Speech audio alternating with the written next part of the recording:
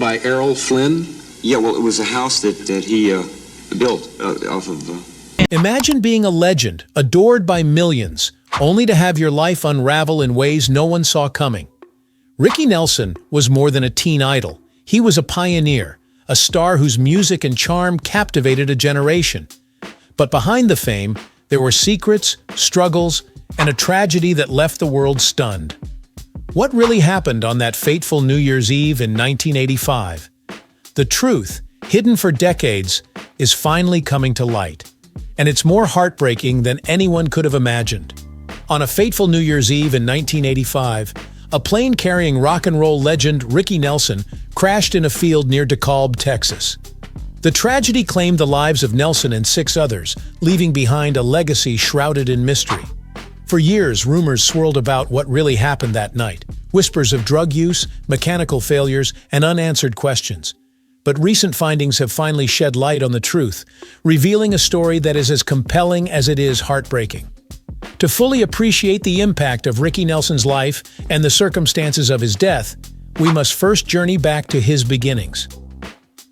Eric Hilliard Nelson came into the world on May 8, 1940, in Teaneck, New Jersey, born to Ozzie and Harriet Nelson, a couple whose names were synonymous with entertainment. From his earliest days, Ricky was steeped in show business, appearing on the radio and later television show The Adventures of Ozzie and Harriet. This series, which chronicled the Nelson family's life, became a cornerstone of American culture in the 1950s and early 1960s, drawing millions into their wholesome, relatable world. Ricky, with his boyish grin and effortless charm, was a star in the making. But could he carve out his own identity beyond the family spotlight? As he grew up under the gaze of a nation, Ricky's charisma and talent captivated audiences. Unlike many child stars who fade, he defied the odds by launching a music career that would redefine his legacy. In 1957, at just 17, he released his debut single, a cover of Fats Domino's I'm Walkin', which shot to the top of the charts. This wasn't just a hit, it was a declaration. Ricky Nelson was no longer just the kid from the TV show. He was a rock and roll force, a teen idol who could hold his own against the biggest names. His love for rockabilly, inspired by Carl Perkins' raw guitar riffs, gave his music an edge that resonated deeply. What was it about this young star that made America fall in love? By age 21, Ricky had sold millions of records, with hits like Hello Mary Lou, Traveling Man, and Poor Little Fool, the latter selling over 2 million copies alone. Between 1958 and 1959, he notched 12 chart-topping songs, outpacing Elvis Presley's 11 during the same period. His smooth melodic voice and clean-cut image made rock music accessible to mainstream audiences, bridging the gap between rebellious rockabilly and family-friendly pop. John Fogerty, a rock legend himself, once said, "Ricky's records had all of the best ingredients: great songs, great singing, great band, did I say great guitar? He made some of the best records in rock and roll." But could he sustain this meteoric rise? The mid-1960s brought a seismic shift in music, with the British invasion and changing tastes challenging even the biggest stars. Ricky, however, refused to follow the crowd. Instead, he leaned into his artistic instincts, forming the Stone Canyon Band and pioneering the country rock genre that would later inspire acts like the Eagles. His 1972 single Garden Party marked a triumphant comeback, born from a frustrating night at Madison Square Garden, where fans booed his new sound, craving the old hits. The song's defiant lyrics, "You can't please everyone, so you've got to please yourself," became an anthem for artistic integrity, resonating with anyone who's ever dared to be true to themselves. But what personal struggles were simmering beneath this bold exterior? Ricky's talents weren't limited to music. He was a natural on the screen. His acting career kicked off in 1952 with Here Come the Nelsons, a film that capitalized on his family's fame. A year later, he took a small but memorable role in The Story of Three Loves, directed by Vincente Minnelli, playing a younger version of Farley Granger's character. His performance hinted at a depth that caught Hollywood's eye. By 1959, he landed a breakout role in the classic Western Rio Bravo, starring alongside John Wayne and Dean Martin. Director Howard Hawks credited Ricky's magnetic presence for much of the film's box office success. Did his on-screen charisma rival his musical prowess? Ricky continued to shine, co-starring with Jack Lemmon in 1960's The Wackiest Ship in the Army, a comedy popular enough to inspire a TV series, though he didn't return for it. His guest spots, like the General Electric Theater episode The Wish Book, showcased his range beyond music. In 1965, he starred in Love and Kisses, a romantic comedy written and directed by his father, Ozzie Nelson, a testament to the family's creative bond. Each role added a new layer to his legacy, but what challenges awaited him off-screen? In his personal life, Ricky married Sharon Kristen Harmon in 1963, and they welcomed 4 children: Tracy, Gunnar, Matthew, and Sam. Tracy pursued acting, while Gunnar and Matthew formed the band Nelson, carrying forward the family's musical torch. His contributions to music were later honored with a posthumous induction into the Rock and Roll Hall of Fame in 1987, cementing his place among rock's elite. Yet, beneath the accolades, a storm was brewing. As Ricky Nelson's star burned bright in the music world, his talent spilled over into acting, captivating audiences on both the big and small screens. In 1959, he stepped into the dusty boots of a gunslinger in Rio Bravo, sharing the frame with icons John Wayne and Dean Martin. Director Howard Hawks later praised Ricky's electric presence as a driving force behind the film's box office triumph, a testament to his ability to hold his own among Hollywood's elite. His role wasn't just a cameo, he wove his musical charm into the story, performing songs that left audiences humming. But could he sustain this momentum across decades of changing tastes? Through the 1960s and 1970s, Ricky proved his versatility with a string of memorable roles. He popped up on beloved shows like The Love Boat, where his easy charisma won over a new generation, and took on grittier parts like the outlaw Jesse James in an episode of Hondo. Films like The Wackiest Ship in the Army alongside Jack Lemmon showcased his comedic flair, while Love and Kisses, directed by his father Ozzie, blended family ties with his on-screen charm. In 1977, he even poked fun at his sitcom roots on Saturday Night Live, starring in a Twilight Zone-inspired skit that had him wandering through classic TV shows like Leave It to Beaver. Each role added depth to his legacy, but what was life like behind the cameras? As a teenager, Ricky was America's heartthrob, his boyish smile and smooth voice sparking adoration from coast to coast. Fans flooded his mailbox, and young women vied for his attention, drawn to the clean-cut idol who seemed to have it all. Yet, his personal life was under the watchful eye of his mother, Harriet Nelson. Both a nurturing parent and his co-star on the adventures of Ozzie and Harriet, Harriet guarded his image fiercely, often vetoing the girls he dated if they didn't align with her vision of propriety. Her protectiveness wasn't just about love, it was about preserving a career that could easily falter in Hollywood's unforgiving spotlight. Caught between youthful romance and his mother's expectations, Ricky navigated a delicate balance. But would he ever find a love that could withstand the pressures of fame? That love appeared in the form of Kristen Harmon, daughter of Heisman Trophy winner Tom Harmon and actress Elise Knox. Their April 1963 wedding was a spectacle, dubbed the Wedding of the Year by Life magazine, uniting 2 entertainment dynasties in a union that felt destined. The Nelsons and Harmons shared a world of fame and public scrutiny, making their bond a natural fit. Together, Ricky and Chris built a family of 4 children: Tracy, Gunnar, Matthew, and Sam. Tracy carved her own path as an actress, starring in Father Dowling Mysteries, while twins Gunnar and Matthew formed the rock band Nelson, topping the Billboard charts in 1990 with Can't Live Without Your Love and Affection. Their success marked the first time a family boasted 3 generations of hitmakers, a nod to Ricky's enduring influence. Sam, named after his grandfather Ozzie, chose a quieter life but stayed tethered to the arts. Yet, beneath this picture-perfect family, what challenges were brewing? As the years unfolded, Ricky and Chris's marriage began to fray. Ricky's grueling tour schedule, fueled by the need to fund their lavish lifestyle, kept him on the road, straining their connection. Chris, meanwhile, grappled with the demands of raising 4 children under the weight of public life, turning to alcohol as pressures mounted. Whispers of infidelity and growing emotional distance swirled, casting shadows over their once idyllic union. By December 1982, after years of legal battles, their divorce was finalized, costing Ricky over $1 million in fees and settlements, a financial blow that echoed the emotional toll. In 1980, he found solace with Helen Blair, a model and animal trainer who became his steadfast companion, supporting him through the highs and lows. But what lay ahead for a man whose life seemed to teeter between triumph and turmoil?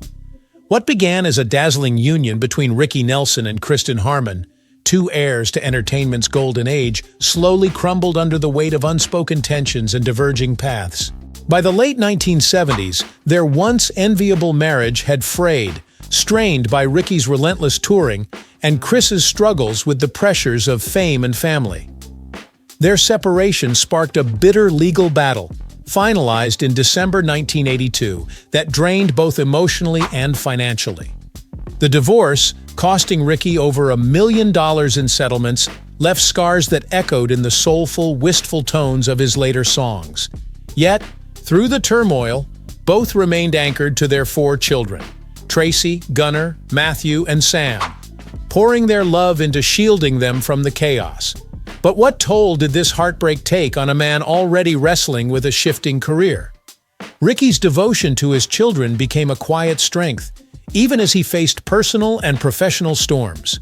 The 1980s saw him chasing a comeback, his voice still carrying the magic that once captivated millions. He leaned into nostalgia, touring with rock and roll pioneers like Fats Domino, and released All My Best, a compilation that reminded fans of his timeless hits.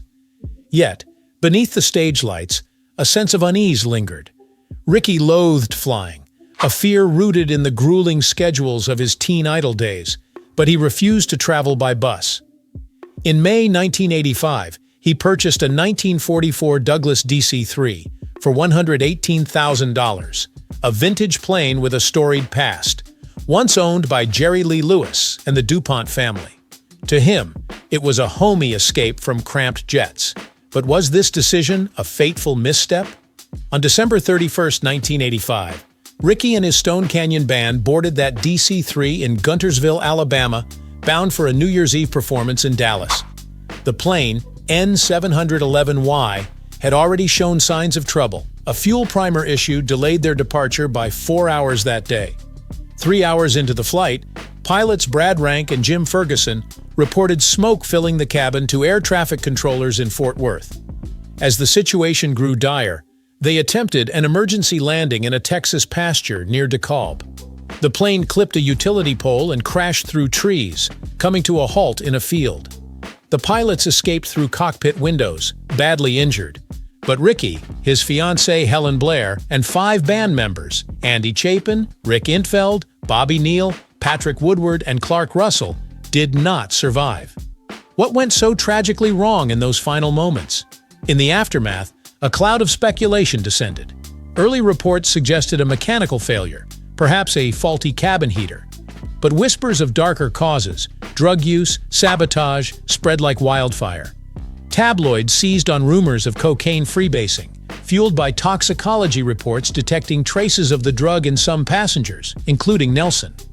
Yet the National Transportation Safety Board's 18-month investigation, concluded in 1987, found no evidence of drug use during the flight or related paraphernalia.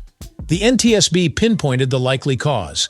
A gasoline-powered cabin heater, located beneath the cabin floor, had malfunctioned, sparking a blaze that filled the plane with smoke and toxic fumes.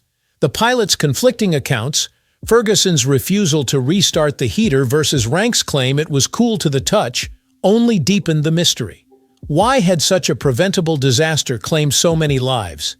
For decades, fans and family grappled with unanswered questions, the truth obscured by conflicting narratives and sensationalism. Recent breakthroughs, driven by aviation historians and forensic experts, have brought painful clarity. The DC-3, a World War II-era relic, was riddled with maintenance issues. Band members had complained about its condition, joking about what would fall off next. The heater, known to be problematic on prior flights, had been hastily repaired with makeshift fixes that violated aviation safety standards. An unlatched access panel and the absence of fire-retardant insulation left the cabin vulnerable. When the heater failed mid-flight, it ignited flammable materials, creating a deadly haze that overwhelmed the passengers before the crash. The pilots, criticized by the NTSB for not following emergency protocols or using onboard extinguishers, faced their own reckoning. Could this tragedy have been averted? The revelations paint a heart-wrenching picture. Ricky Nelson, a star who defined an era, was betrayed by human negligence. The plane's operators knew of the heater's issues, yet allowed it to fly, a decision that cost 7 lives. The truth, now laid bare, offers no comfort, only a stark reminder of how even icons are vulnerable to systemic failures. Nelson's family, particularly his children, carried the weight of this loss. Tracy found solace in acting, while Gunnar and Matthew's band Nelson honored their father's legacy with chart-topping hits. Sam, the youngest, chose a quieter path, but remained tied to the arts. Their resilience mirrors Ricky's own, a man who never stopped reinventing himself despite setbacks. Reflecting on Ricky's journey, his financial and lifestyle choices reveal a man of contrasts. In his heyday, he cruised in a sleek Cadillac Eldorado, a symbol of his teen idol wealth, and later favored a practical Mercedes-Benz 450 SL. His watch collection included a classic Rolex Datejust, a nod to timeless style. He owned a modest Los Angeles home, but never ventured into lavish estates or private jets beyond the ill-fated DC-3. His business ventures were limited, though he signed a lucrative MCA curb deal in 1985. Collaborations with Fats Domino and Carl Perkins in the Class of '55 recording session bolstered his comeback. Insurance policies likely covered his touring risks, but the million-dollar divorce settlement strained his finances, teaching a lesson in diversifying income to weather personal crises.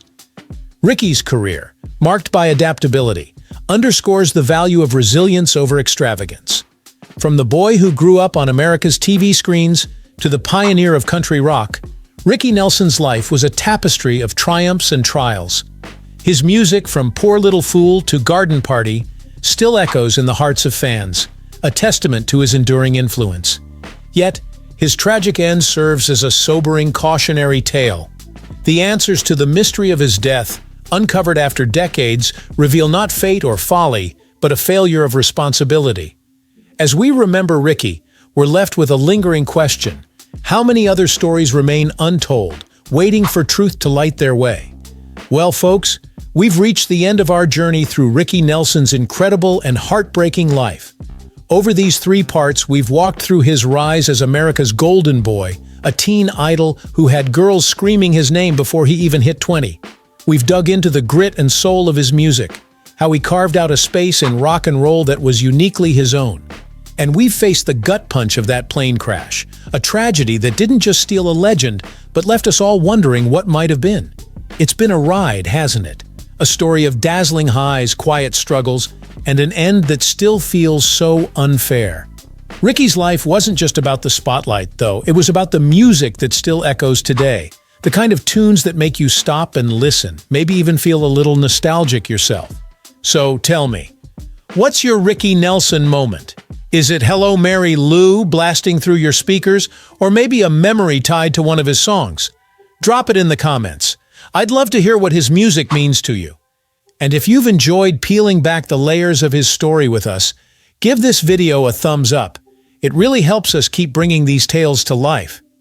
Speaking of what's next, we're not done with the legends just yet. Stick around, because we've got more stories brewing. Tales of music icons that'll surprise you, move you, maybe even make you laugh or cry. If you're as hooked on these journeys as I am, hit that subscribe button and ring the bell so you don't miss a thing. There's so much more to uncover, and trust me, you won't want to miss where we're headed next. Ricky Nelson wasn't just a star, he was a spark that lit up the early days of rock and roll, a voice that carried through decades. But his story? It's a haunting reminder that even the brightest lights can flicker out too soon, leaving us with nothing but the music and a whole lot of what-ifs. So here's to Ricky, gone way before his time, but never, ever forgotten. Until next time, keep the tunes playing and the stories alive. See you soon.